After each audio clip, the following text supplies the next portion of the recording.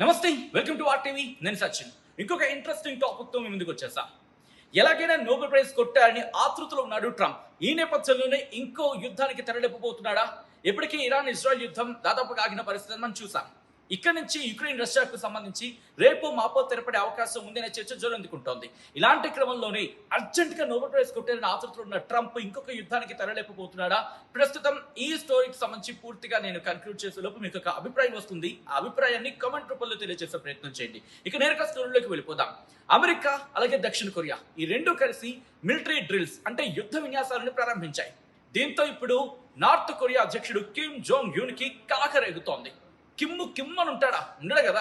వెంటనే తన దగ్గర ఉన్న ఆ యుద్ధ విన్యాసాలకు ధీటుగానే సమాధానం చెప్పేందుకు సిద్ధమవుతున్నాడు. అయితే ఆ యుద్ధ విన్యాసాలు నేరుగా యుద్ధానికి ఉపక్రమించే అవకాశం ఉంది అనుకోరలో ఆలోచిస్తున్నాడట ట్రంప్. ఇది నేనంటున్న మాట కాదు, ట్రంప్ కాదు, సారీ, కిమ్. సో ఈ నేపథ్యంలోనే కిమ్ అలా ఆలోచిస్తున్నాడని చెప్పి అక్కడ వార్తాపత్రికలు చెప్తున్నమాట. ఇందుకే ఎప్పుడైతే మిలిటరీ డ్రిల్స్ ని వీళ్ళు ప్రారంభించారు అంటే అమెరికా అలాగే దక్షిణ కొరియా కలిసి మిలిటరీ డ్రిల్స్ ని ఎప్పుడైతే ప్రారంభించాయో ఈ నేపథ్యంలోనే తన దగ్గర ఒక యుద్ధ నౌకని బయటకు తీశాడు కిమ్ జోంగ్ యున్. ఎందుకు ఈ యుద్ధ నౌక అంత ప్రత్యేకం అంటే దీనికి టాక్టికల్ న్యూక్ ని మోసుకోగలిగే సామర్థ్యం ఉందట.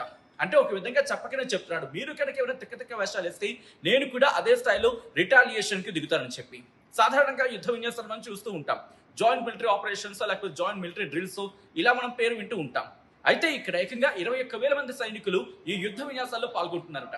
దాంట్లో దక్షిణ కొరియాకు సంబంధించి 18,000 మంది ఉన్నారు. మిగిలిన వాళ్ళు ఎవరో మీకు అర్థం ఉంటుంది.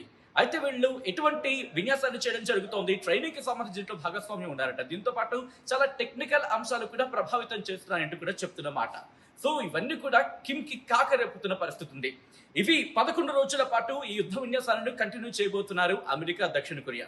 ఈ నేపథ్యంలో ఏమైనా తేడా వచ్చిందా వెంటనే నేను రెడీ అంటున్నాడు. అందుకు తగ్గట్టుగానే తన దగ్గర ఉన్న అణ్వాయుధ సంపత్తిని కూడా మరింత విస్తృతం చేసుకునే పనిలో ఉన్నాడట. మరి ఈ క్రమంలో ఇప్పుడు దక్షిణ కొరియాకి ఉత్తర కొరియాకి మధ్య యుద్ధం వచ్చే అవకాశం ఉందా? ట్రంప్ మరొక యుద్ధానికి తెరలేపే అవకాశం ఉందా? అమెరికా ఇంకొక యుద్ధానికి ఇండైరెక్ట్ గా ఆజ్యం పోయిపోతోందా? మీకేమనిపిస్తుంది? కమెంట్ చేసే ప్రయత్నం చేయండి ఈ పరిణామాలను చూస్తూ ఉంటే.